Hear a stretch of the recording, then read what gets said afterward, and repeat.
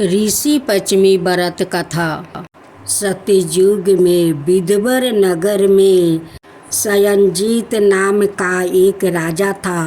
वो ऋषि तुल्य थे। उसके राज्य में सुमित्रा नाम का एक किसान था। उसकी पत्नी जयश्री बहुत पतिव्रता थी। एक बार वर्ष ऋतु में जब उसकी पत्नी खेती में व्यस्त थी तो वो रजस्वला हो गई। उसे पता चल गया कि वो रजस्वला है, फिर भी वो घर के काम काज लगी रही। कुछ समय बाद पुरुष और स्त्री दोनों ने अपना पूरा जीवन जिया और मर गया। जयश्री कुतिया बनी और सुमित्रा रजस्वला स्त्री के सांप के आने के कारण बैल की योनि को प्राप्ति हुई, क्योंकि रजस्वला दोष के अलावा उन दोनों में कोई दोष नहीं था। इस कारण उन दोनों को अपने पूर्व जन्म का सारा रहस्य याद हो गया। वो दोनों अपने पुत्रा सुमित्रा के साथ कुतिया और बैल के रूप में उसी नगर में रहने लगी। परमात्मा सुमित्रा अपने अतिथियों का पूरा आदर सम्मान करता था। अपने पिता के श्राद्ध के दिन उसने ब्राह्मणों के खाने के लिए अनेक प्रकार के भोजन बनाया। जब उसकी पत्नी किसी काम से रसोई से बाहर गई हुई थी तो रसोई में खीर के बर्तन में एक सांप ने जहर उगील दिया। सुमित्रा की माँ कुतिया के रूप में दूर से सब कुछ देख रही थी। जब उसके बेटे की बहू आई तो उसने अपने बेटे को महाहत्या के पाप से बचाने के लिए उस बर्तन में अपना मुंह डाल दिया। सुमित्रा की पत्नी चंद्रवती कुतिया के इस कीर्ति को नहीं देख सकी और उन्हें चूल्हे से जलती हुई लकड़ी निकाली और कुतिया पर मार दी। बेचारी कुतिया मार खाकर इधर उधर भागने लगी। सुमित्रा की बहू रसोई में जो भी बचा हुआ खाना आदि बच जाता था उसे कुतिया को खिला देती थी, लेकिन क्रोध के कारण वो भी बाहर फेंक देती थी। सारा खाद्य पदार्थों फेंकवा कर बर्तन साफ करके उसने फिर से भोजन पकाया और ब्राह्मणों को खिला दिया। रात के समय कुतिया भूख से व्याकुल होकर अपने पूर्व पति के पास जो बैल के रूप में रह रहा था आई और बोली, हे प्रभु, आज मैं भूख से मर रही हूँ। यद्यपि मेरा पुत्र मुझे प्रतिदिन भोजन देता था, किंतु आज मुझे कुछ नहीं मिला। मैंने अनेक ब्रह्मा हत्या के भय से सर्प विष युक्त खीर के बर्तन को छू कर उसे अभक्ष बना दिया था। इसी कारण उसकी पुत्र वधू ने मुझे मारा पीटा और खाने को कुछ नहीं दिया। तब बैल ने कहा, हे भद्रा, तुम्हारे पापों के कारण ही मैं भी इस योनि में आया हूँ और आज भार ढोते ढोते मेरी कमर टूट गई है। आज मैं भी सारा दिन खेत जोतता रहा। मेरे पुत्र ने आज मुझे भोजन नहीं दिया और मुझे बहुत मारा भी। इस प्रकार मुझे कष्ट देकर उसने इस श्राद्ध को निष्फल कर दिया। अपने माता पिता की यह बातें सुमित्रा सुन रहा था। उसने उन दोनों को एक ही समय में पेट भर भोजन करवाया और उनके कष्ट से दुखी होकर वन की ओर चला गया। वन में जाकर उसने ऋषियों से पूछा कि किन कर्मों के कारण मेरे माता पिता इन नियम योनि को प्राप्ति हुई और अब उन्हें मुक्ति कैसे मिलेगी। तब सवर्तामा ऋषि ने कहा कि उनके उद्धार के लिए तुम अपनी पत्नी सहित ऋषि पश्चिमी का व्रत करो और उसका फल अपने माता पिता को दो। भादो मास की शुक्ला पश्चिमी को दोपहर के समय मुंह साफ करके नदी के पवित्र जल में स्नान करो और नहा रेशमी वस्तु पहनकर अरुंधति सहित तपस्वियों का पूजन करो।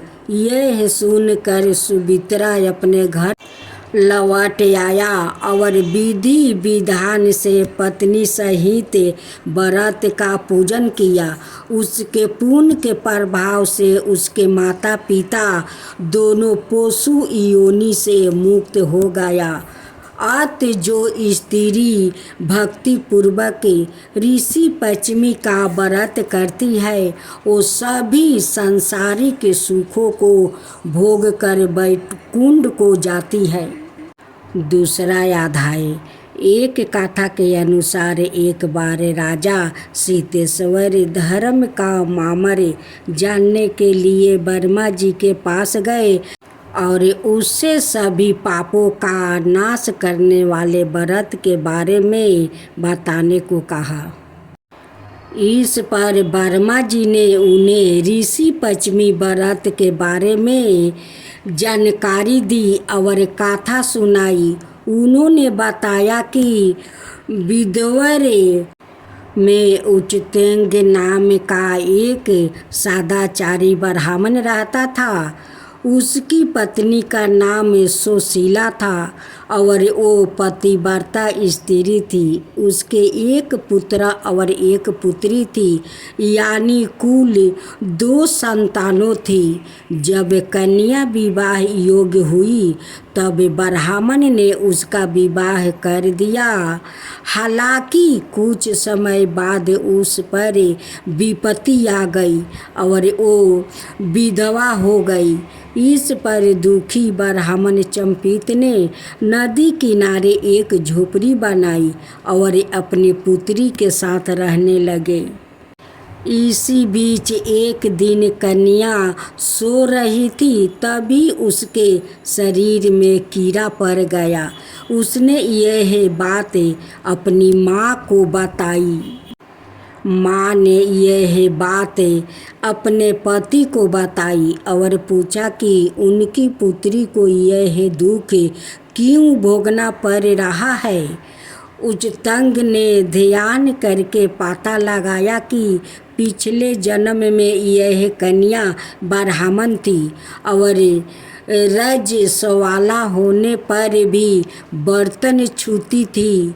यद्यपि उसे यह जन्म उस पाप का फल भोगने के लिए मिला है, फिर भी उसने ऋषि पश्चिमी का व्रत नहीं किया। इसी कारण उसके शरीर में कीड़ा पड़ गया है। ब्राह्मण ने बताया कि रजस्वाला स्त्री पहले दिन चंडालनी के समान, दूसरे दिन बर्मा घातनी के समान, तीसरे दिन धोबिन के समान और चौथे दिन स्नान करके पवित्र हो जाती है। यदि वो अब भी ऋषि पश्चिमी का व्रत रखते तो उसके दुख दूर हो जाएंगे और अगले जन्म में उसे अखंड सौभाग्य की प्राप्ति होगी। पति की आज्ञा से कन्या ने ऋषि पश्चिमी का व्रत रखा। इससे उसके दुख दूर हो गया और उसे अखंड सौभाग्य की प्राप्ति हुई। ऋषि पश्चिमी कथा तीसरा अध्याय। एक बार एक ब्राह्मण और ब्राह्मणी संतान प्राप्ति के लिए सप्तऋषि का व्रत रखते थे और जब उन्हें संतान के रूप में एक पुत्री प्राप्ति हुई तो उन्होंने उससे भी यह व्रत करवाना शुरू कर दिया। इसके बाद उन्होंने उसका विवाह भी एक ऐसे व्यक्ति से करवा दिया जो उसके घर में जमाई बनकर रहता था। ससुराल और जमाई दोनों मिलकर खेतों में काम करने लगे। ब्राह्मण ने ब्राह्मणी से कहा कि उसके लिए खीर और जमाई के लिए लबड़ी ले आओ। ब्राह्मणी भी वैसा ही करने लगी। एक दिन जब ब्राह्मण को काम के लिए बाहर जाना पड़ा तो ब्राह्मणी भोजन लेकर आई और जमाई से कहा कि एक बर्तन में भोजन तुम्हारे दूसरा का है और दूसरे में तुम्हारा है।